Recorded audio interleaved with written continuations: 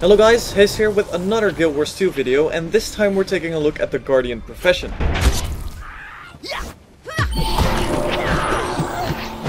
Thank the gods you came along.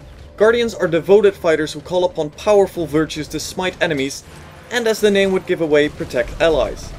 They specialize in protective and defensive magic, wearing heavy armor, but they aren't strangers to dealing huge blows with giant hammers either. Guardians have a rather large variety of equipable weaponry, ranging from, well, obviously shields to maces, swords, whether they be one or two-handed, and even staves.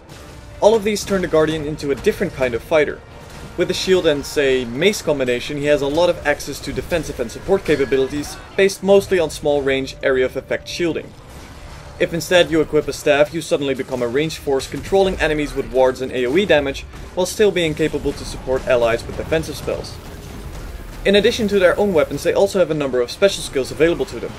Shouts, for example, allow you to instantly buff or debuff everyone around them, and spirit weapons give them little ethereal weapon-shaped bodies that will continuously fight and protect the Guardian, and can be commanded to do even greater attacks before disappearing.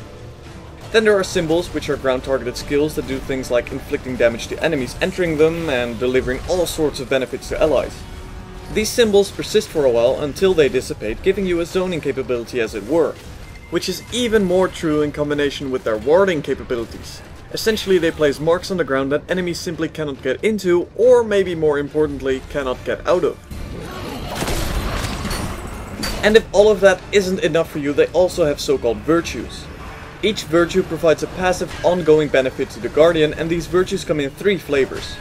First of all, there's the virtue of justice, which periodically allows an attack to cause a burning effect on enemies. Secondly, there's the virtue of courage, providing him with a periodic buff that blocks an incoming attack.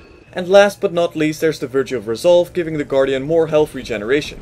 These virtues are essentially a means of improving the Guardian past other professions. For example, compared to a warrior, Guardians might have a bit of a smaller base health pool, but this is compensated by their higher health regeneration thanks to virtue of resolve, and capabilities to block an attack with virtue of courage.